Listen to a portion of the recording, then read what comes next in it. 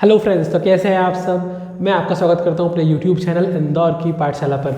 और देखिए, आपके लिए हम लेकर आए हैं प्रिंसिपल ऑफ स्टैटिक्स की स्पेशल क्लास, जहां पर हम आपसे डिस्कस करने वाले हैं बहुत इंपॉर्टेंट क्वेश्चंस जो आपके लिए स्टैटिक्स के पेपर के लिए बहुत इंपॉर्टेंट है। मुझे लगातार आज सुबह से बच्चों के मैसेज आ रहे हैं कि स्टैटिक्स के इंपॉर्टेंस वीडियोस या इंपॉर्टेंट क्वेश्चन सर बता दीजिए। तो आपकी स्पेशल डिमांड पर मैं आज ही लेकर आया हूँ प्रिंसिपल ऑफ स्टैटिक्स के बहुत इंपॉर्टेंट क्वेश्चंस। मैं आपको ये बता दूं कि आपको स्मार्ट स्टडी करना है। अगर आप यूनिट 1 में से 5 चैप्टर है या 4 चैप्टर हैं, तो अगर आप उसमें से 3 चैप्टर कंप्लीट अच्छे से कर लेते हैं तो आप 4th चैप्टर छोड़ सकते हैं।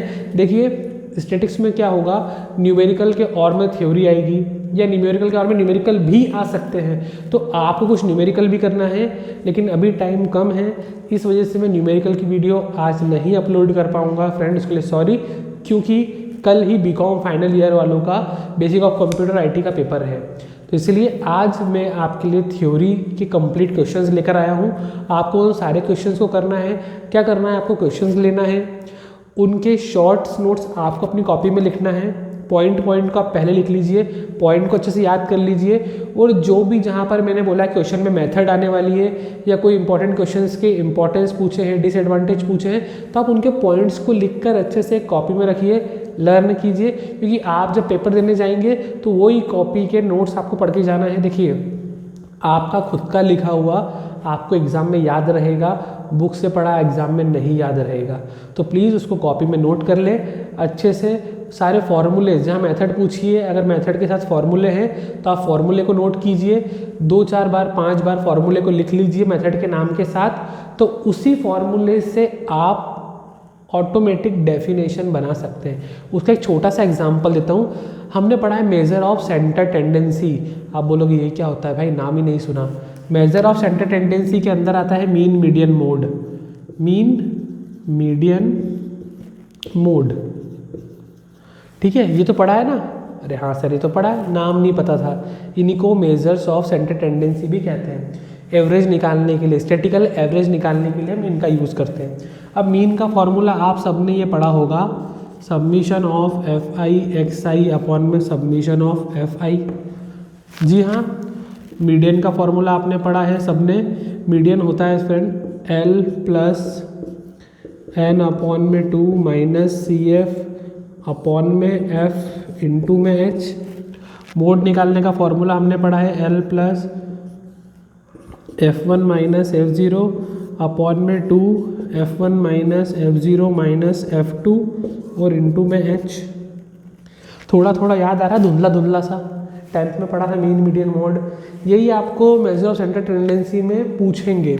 अब आपको देखिए, अगर आपको इनका थोड़ा बहुत भी पता है तो आप क्वेश्चन को सॉल्व कर सकते हैं। और अगर आपको न्यूमेरिकल नहीं आते हैं और न्यूमेरिकल सीखना चाहते हो तो प्लीज़ कमेंट कीजिए मुझे कि सर आप न्यूमेरिकल की वीडियो सेंड कीजिए, तो मैं कल आपके लिए ज़रूर न्यूमेरिकल की वीडियो लेकर आऊँगा। प्लस आपके लिए मैं 1 नहीं 2 नहीं पूरे 3 पेपर स्टैटिक्स के कल सॉल्व कर लेकर आऊँगा। आज थोड़ा नेट का प्रॉब्लम चल रहा है, इस वजह से डाउनलोड नहीं हो पा रही है वीडियोस, तो मैं आपको अपलोड भी नहीं कर पाऊँगा।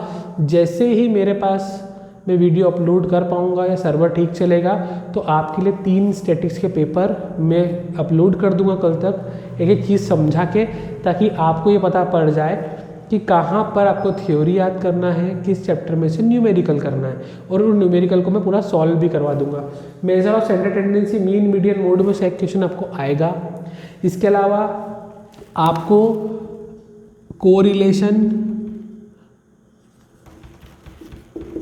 रिग्रेशन, स्क्यूनेस,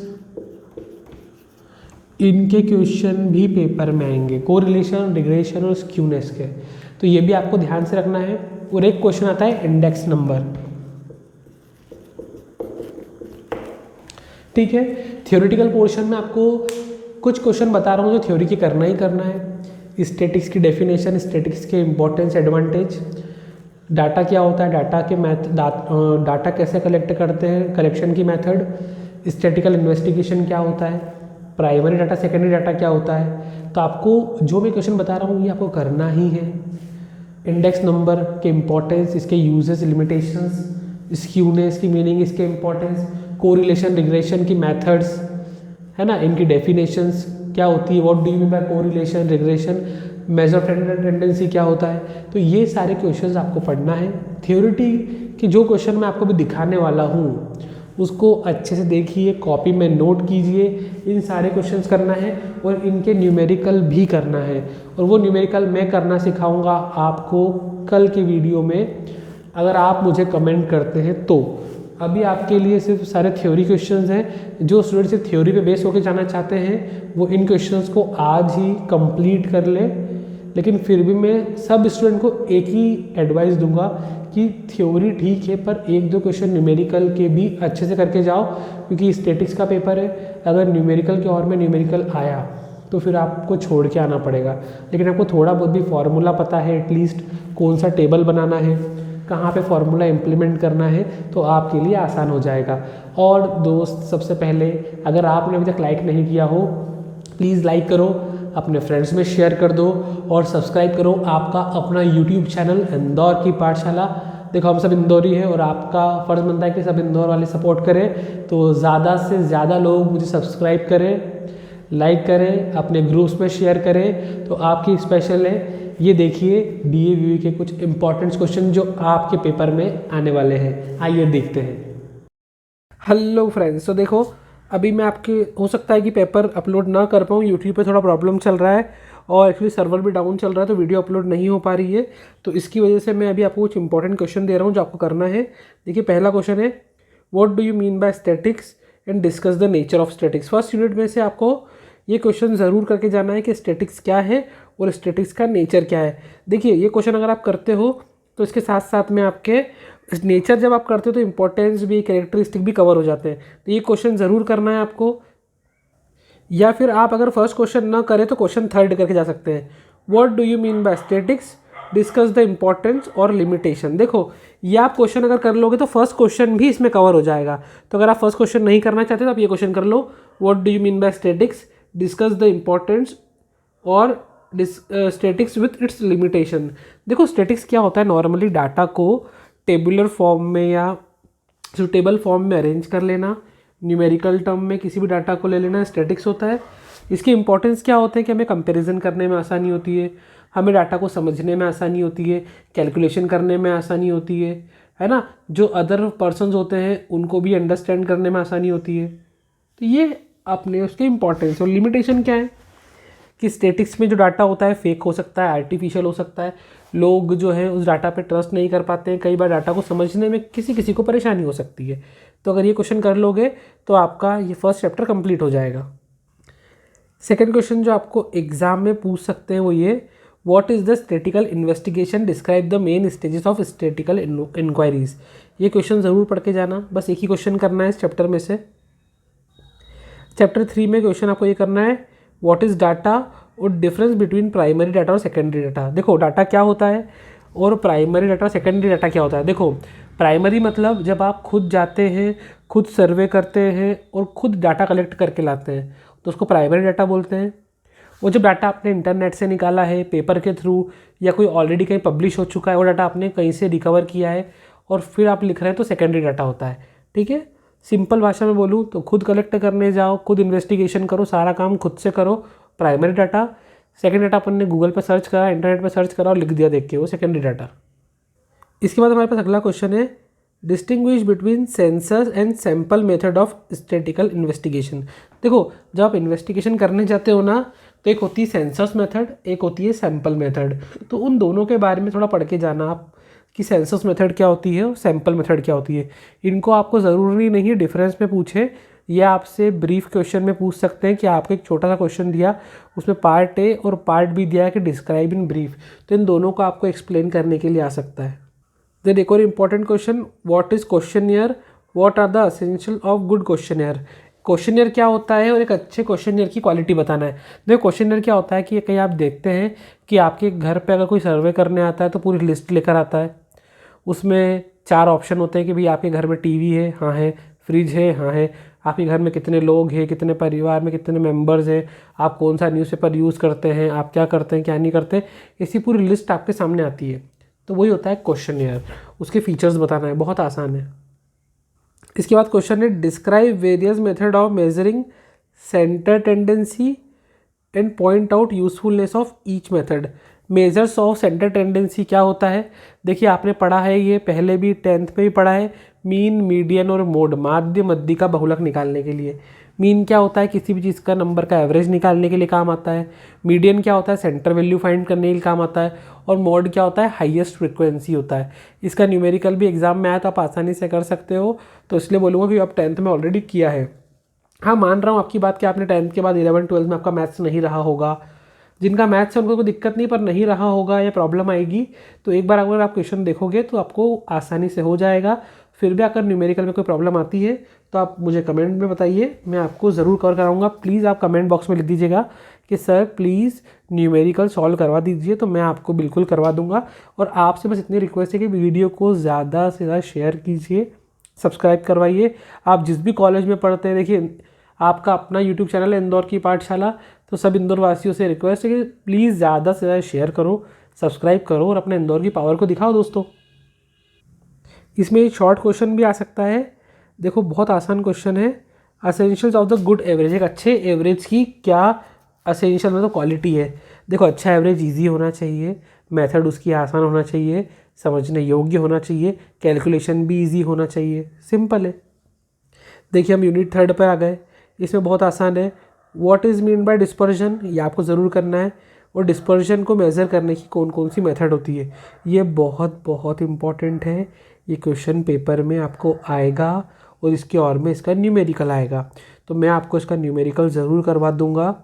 एक लेक्चर में लेकर आऊँगा जिसमें आपको इसका न्यूमेरिकल कराऊंगा, लेकिन अभी आपको इसकी थ्योरी पढ़ के रखना है। और मैं आपको यही बोलूँगा कि देखो जो भी आप पढ़ो उसको एक बार नोट करो, कॉपी में रख के रखो और एक बार एग्ज़ाम टाइम पे ज़रूर देख के जाना, क्योंकि खुद का लिखा हुआ ही याद रहता है। आप सिर्फ बुक में से पढ़ेंगे याद नहीं रहेगा। अब देखो अगर आप उसका न्यूमेरिकल आसानी से करना सीख जाते हैं डिस्पर्जन वाला, तो स्क्यूनेस करने की ज़रूरत नहीं है।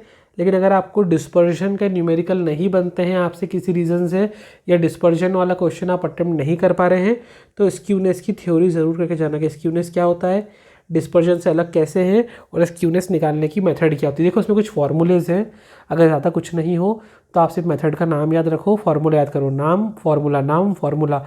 डिस्क्रिप्शन ज़्यादा नहीं भी याद कर पाओ तो एटलीस्ट डिस्क्रिप्शन की एक लाइन पढ़ लो, फार्मूला लिख दो, एक लाइन पढ़ लो, फार्मूला लिख दो।